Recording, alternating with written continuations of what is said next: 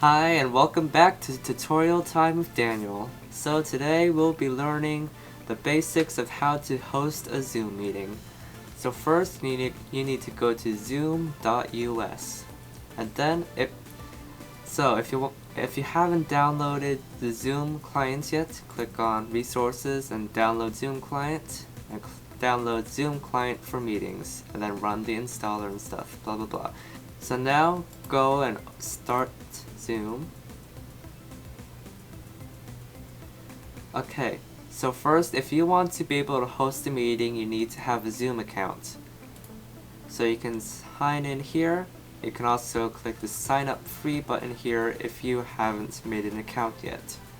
Okay, so now that you've signed in, you can go to new meeting and just start off right off the bat by clicking here.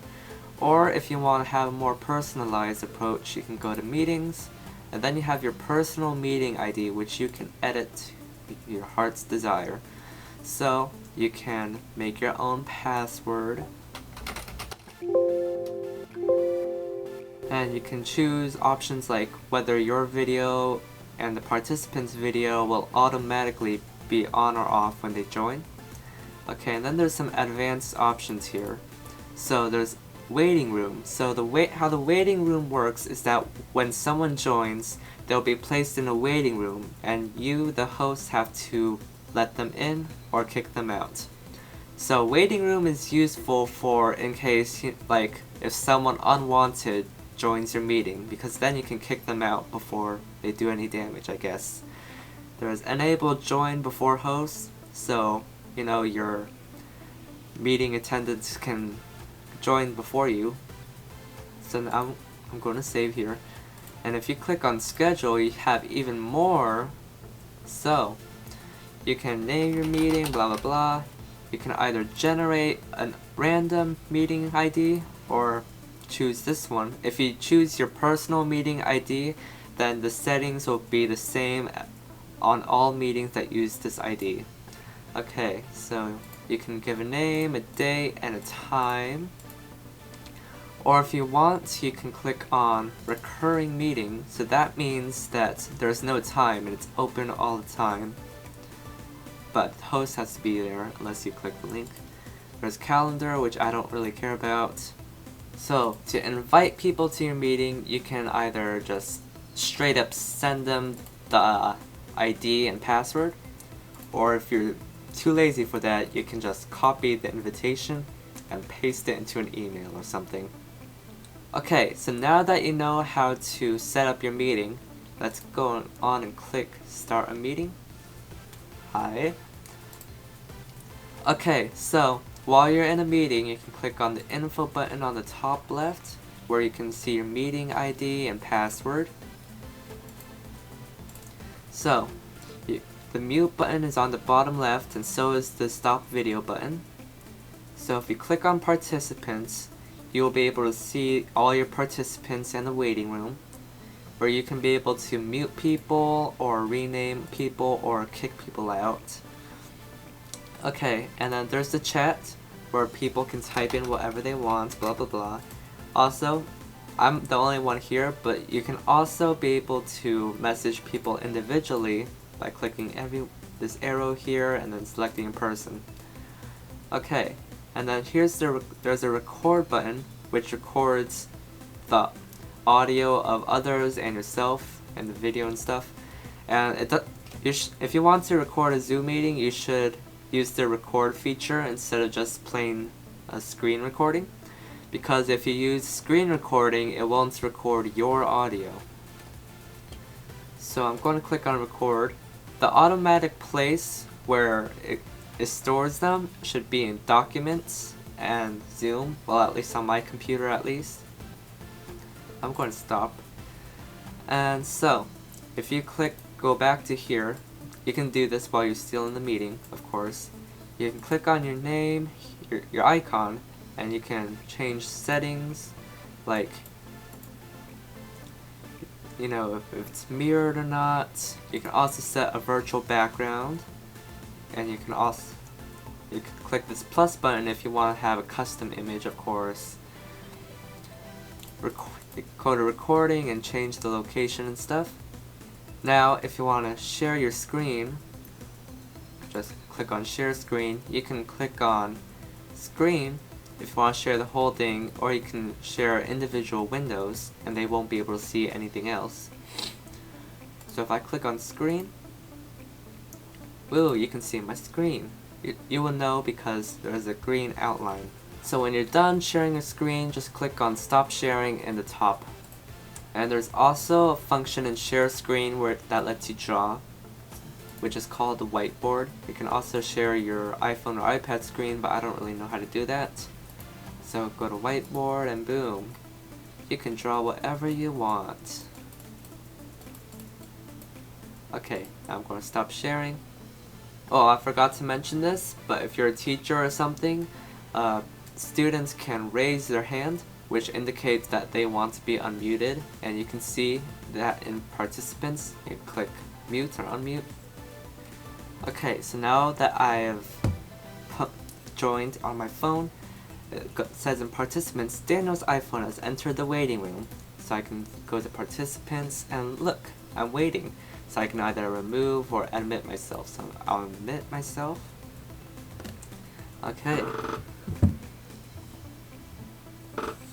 So now I have myself there. If you go to the top right, you can switch between speaker and gallery view. So speaker view, here, this is speaker view. It displays whoever is speaking at the moment. And if you go to gallery mode, it displays everyone. Well, there's a limit, but it displays mostly everyone. And speaker and gallery view are reflected in your recording too. So if you want to record like everyone in the call, then you have to click on gallery view. So let's say now your Zoom meeting is over or something. So now you can go on and click end in the bottom right. If you leave the meeting, then you could transfer the host to someone else, or you can end meeting for all. Okay, so now because I screen recorded, it's going to convert it after I finish the meeting, and then it's going to end up somewhere. So if you recorded your Zoom meeting, then you can go to wherever it saved it to, and then click on this video file called zoom_0, and that will be your video and audio. And then these, you don't really need to worry about that. Also, you can host meetings on your phone. It doesn't have to be just a computer. So go to your phone's app store or go to the Play Store. So download Zoom Cloud Meetings. Okay, here, now just like before, you have to either sign up or sign in. Okay, so once you've signed in, it's just like on the computer. You can go to, not contacts, you can go to meetings and you can edit your personal meeting ID.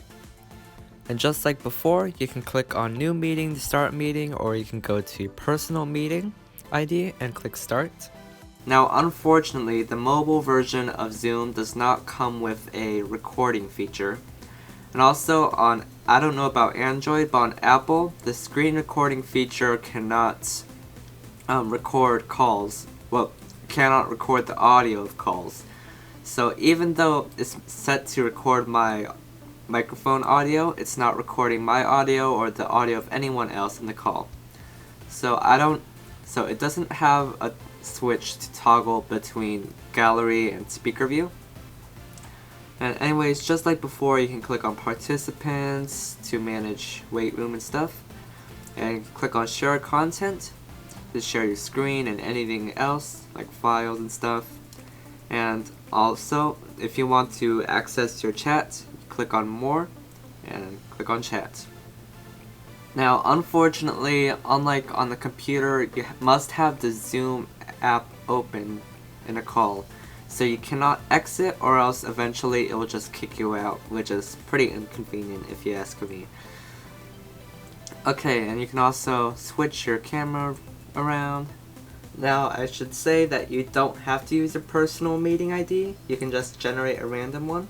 But the great thing about the personal meeting ID is that the settings are saved, so you don't have to re-put in all of the settings each time you have a new meeting. Okay, so I can't figure out how to have a background on mobile, I'm sorry. But according to the Zoom website, it's supposed to be in the More menu. So who knows? Okay, and when you're done with your meeting, just click on End on the top right and End Meeting for All.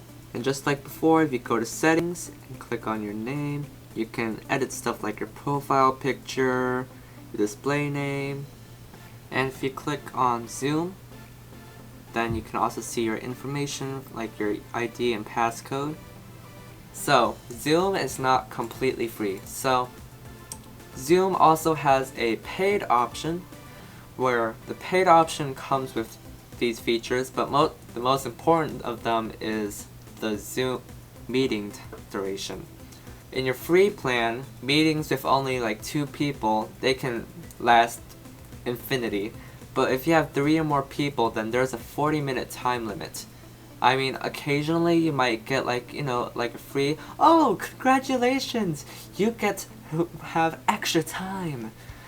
But other than that, there's a 40-minute time limit. But if you pay, then you have the infinite time limit no matter how many people you have. Also, there's a participant limit, but I doubt any of you are going to have more than 100 participants. Also, I've linked down a Google Slides of how to host a Zoom meeting down in the description. This was supposedly made for teachers, so all of these may not apply if you're not a teacher. But otherwise, everything in here is pretty helpful.